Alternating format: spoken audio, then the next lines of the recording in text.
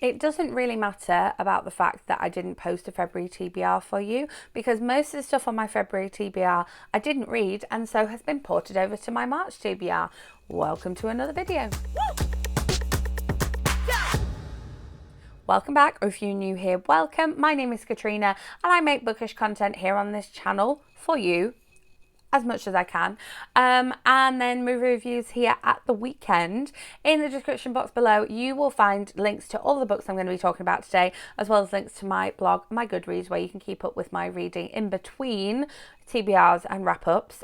Yes, most of these books would have been on my February TBR, so it really doesn't matter about the fact that I didn't post a February TBR for you.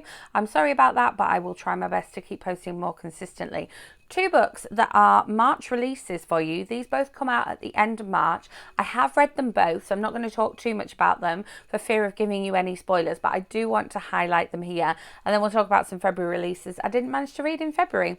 So we have Seven Summers by Paige Toon. Paige Toon is a rom-com queen, but she is also known for making us cry, and this book did not make me cry until literally the last 6% of the book, and I was sort of like happy that things were happening, and then boom, she hit me with a sledgehammer, and it was that kind of, you know, sob that builds up in your throat and then like clutches at your breath and you're like oh. It was ugly crying, but this book has depth, it has some romance, it has some relatable features, but you know, there is some actual real life aspects to it too, and that's what's going to get you. So yeah, 6 summers to fall in love, 1 summer to change it all, and this will be linked below, and I have read it and I highly recommend you pre-order it because it's very good. I read that in ebook, so that's how we consumed that one. And then I did have a physical proof of this one, so I read this one as a physical proof, but it doesn't have the finished cover on it. So here we have Every Move You Make by C.L. Taylor. The Only Way to Stop a Stalker is to Become One Yourself. This one is also released on the 29th of March, and well, it must be the 28th of March, mustn't it, because that's the Thursday. Yeah, don't know why I keep saying 29th of March. This one gave me a book hangover that lasted about 6 weeks, which is why you didn't end up with a February TBR or a February wrap-up, because I basically didn't read anything in the month of February thanks to this book. C.L. Taylor just has a way with twisty thrillers where she throws revelations at you left, right and centre, and then she throws these things at you that you think are revelations but they're actually not, and then you're trying to work out who's who and who you can trust, and essentially don't trust anyone except the author to show you a really good time.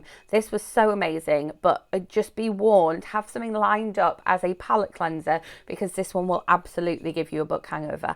I ended up having to jump into some non-fiction to kind of steer me away from this one before I could pick up another fiction novel again, so just be warned. Okay, let's talk about February releases that I really wanted to get to but I didn't manage to get to. This one came out right at the start of February, I think the 12th maybe, and I have it on audiobook, so I'm hoping to listen to this one soon. On paper, he's everything, the love interest. Can we just appreciate this cover for a moment? I'm loving this London skyline behind them, this kind of roof terrace of reading with a lovely cup of something and a whole stack of books there. I know nothing about this one. I haven't even read the blurb because I don't want to spoil myself, because I just love the cover, and if I didn't know anything about this author, I think this would probably be a cover buy for me anyway, because I think it's lush. Victoria Walters does a lovely, in the past, a lovely cozy rom-com, and so I'm intrigued to see whether this one kind of follows the same pattern, or whether we're going to get something a little bit more edgy and a little bit, maybe something a little bit spicy. I don't know. I will have to let you know. Make sure you subscribe so you don't miss out on my March wrap-up, because I will talk about that one there with you. My March wrap-up, by the way, will probably come a little bit early because, as I'm going to mention in a minute, I'm going away at the end of the month. I'll be not away out the country until the 2nd of April, but I'll be away for the few nights before that. So March wrap up will come a little bit earlier, and I'll put my April TBR in there, which will basically be like, I'm hoping to read this book on a plane, and that's it. April TBR will probably be a little bit shorter as well. So there we have it. And then another book that I would like to read in the month of March that was supposed to be read in the month of February. Although it didn't come out until the 29th of February, I did have a proof copy of this one, and I now have it on audiobook as well. The tagline is 2 people, 1 life-changing connection, and this one is The Lifeline. Now, I did start reading it. I've literally read the first 2 chapters and the prologue, so I did start reading it. So I love, can you just see the heads in the phones? You first see the phones and then you see the heads, but I don't know a whole lot about it because I absolutely loved the other things that Tom Ellen has written as a writing duo, so Lobsters and I want to say Freshers, and so I'm excited to just kind of read something by him. And it just looked, again, probably a cover by, I've matched my jumper to it today apparently, but yeah, I've got this one on audio, so I will be picking this one up fairly soon, because I, as I say, have read the prologue and the first 2 chapters. So this one came out on the 29th of February. It is along the lines of a rom-com, I think, but a little bit more on the contemporary side than your traditional rom-com, and I'm excited to read it. And then another one which should definitely have been read during the month of February, but as I say, I had such a bad book hangover, and I got to sort of virtually meet this author at an event towards the end of February, and this one is Token by Beverly Kendall. Now, I have a physical copy of it, but I also have the audiobook of it because it came out mid-month as well, and so I was able to get the audiobook from my library, my Denver library, which I am still a member of. So this is, Kennedy Mitchell is brilliant, beautiful, and tired of being the only black woman in the room.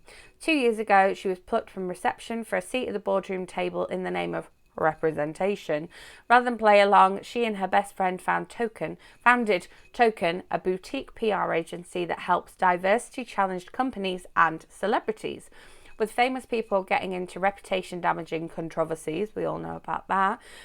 Token is in high demand and business is booming, but when her ex shows up needing help, things get even more complicated, and soon Kennedy finds herself drawn into a PR scandal of her own.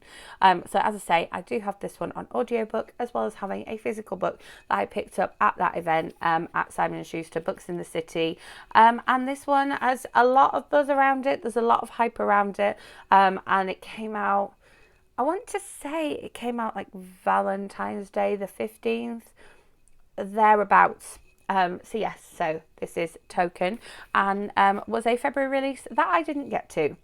Then, as you know, I am putting a non-fiction book on my TBR every month this year so that I don't just kind of stumble through reading non-fiction as and when. I want to be very deliberate about my choices of what non-fiction I'm picking up. And I do have a lot of non-fiction downloaded that I've got from Audible in the sale or on my library wish list or on hold from the library.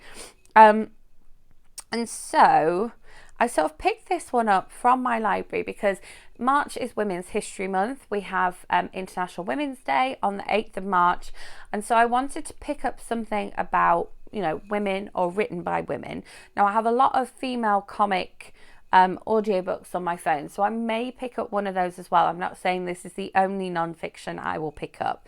However, because I am going to Disney on the 2nd of April, I am just constantly watching Disney vlogs and watching Disney programs, listening to Disney podcasts, and so I wanted to pick up something that was kind of Disney related, and I found this, which seems like the perfect book. And as I say, it's not so long, so I may end up picking something else up, but this is The Women of Walt Disney Imagineering. And so it's 12 women reflect on their trailblazing theme park careers. And I just really love the sound of it. I think it sounds wonderful. I like the cover. I think that it'll be good on audiobook because I'll actually sort of hear them talking about their trailblazing careers. And there are some women that have been featured on like the Imagineering historian behind the attraction that I'm hoping to hear from in this book as well. It does list some of the contributors down the bottom here, but I just thought this is the perfect book for somebody who is just completely consumed by Disney at the minute, and it's Women's History Month, and yes, so I have that one borrowed from my library. Then before I jump into my Alice Oseman obsession that I sort of started in January and meant to pick up again in February and just didn't, like I've literally started one of these audiobooks. My couple of people have asked me in person and in comments on here whether I'm going to be watching the One Day series. And so Netflix also keeps pushing it at me as well. So yes, I would like to watch the One Day series, because we all know how we feel about the One Day movie, because One Day was like my all-time favourite book for so many years. It absolutely broke me. And so as of filming this video, I have already started re-listening to the audiobook. Now I do have a special edition of One Day just on the bookshelves down there, but I thought I would show you the sort of movie tie-in cover or series tie-in cover. So this is basically the Netflix poster, which is also the Netflix tie-in cover for the book. So I thought I would show you that one instead. But this one is, if you don't know, it's Emma and Dexter and their story over 20 years, sort of revisiting them on the same day every year for 20 years. And I know from people who have watched the series that it does a lot better job than the film did. But I also know that, like, when the book broke me, a lot of people are being emotionally damaged by the series. And so I'm going in with a little bit of trepidation, but sort of to popular demand / also because I want to do it for myself. I will be rereading One Day and hopefully watching the series for you.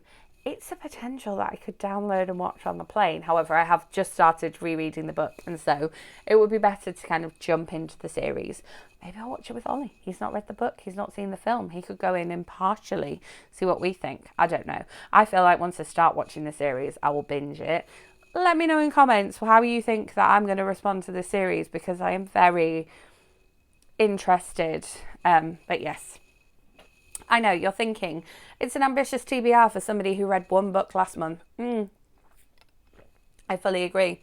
Speaking of being just obsessed with Disney right now.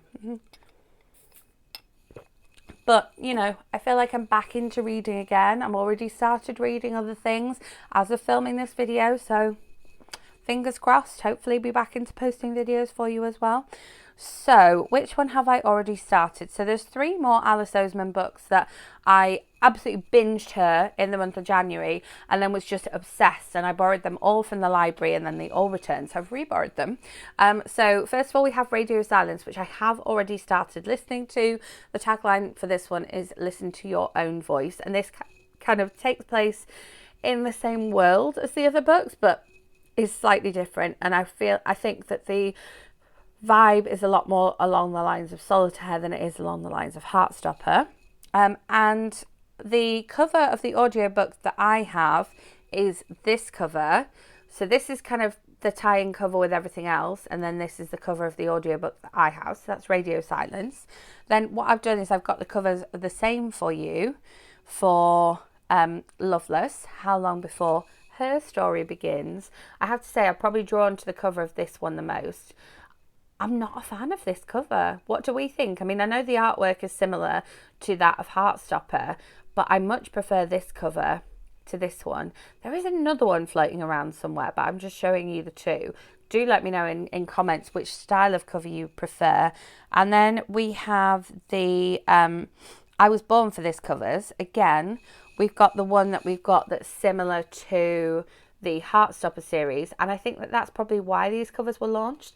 I saw a whole cover set when I was in Target that I absolutely loved, actually, but wasn't this. And there's the other cover, which I think is nice. I really like this is got the German tagline on it, but I really like the way the 2 people are picked out on the cover of this one more than on the cover of this one. However, I do like the picture of somebody actually wearing a hijab on the cover. I think that's, you know, a little bit more representation, but do let me know in comments which of the 2 covers you prefer. So yes, I've highlighted 2 books I've already read. I've got 3 February releases that I would like to read. I've got 1 non-fiction that I would like to read, 1 reread that I've already started listening to, and then 3 Alex Oseman books, one of which I had already started listening to as well, but just couldn't get into because of my book hangover from my C.L. Taylor book that I read in January, midway through January. It was a serious book hangover. So let me know in comments which covers you prefer. What do you think I'm going to make of One Day? And also, please do let me know what you are reading in the month of March. Did you have a better February reading month than I did? I hope you did, for your sake, because I know how difficult only reading one book was for me in the month of February, even though I really, really enjoyed it. So please make sure you are subscribed and hit that notification bell so that my book versus movie videos, my March wrap up that's coming to you early, well, I'll definitely film it early anyway. It might come to you during April. And then, you know, to Disney vlog, to not Disney vlog, let me know as well. If you enjoyed this video, give it a thumbs up. Thank you so much for watching, and I will see you with my next video.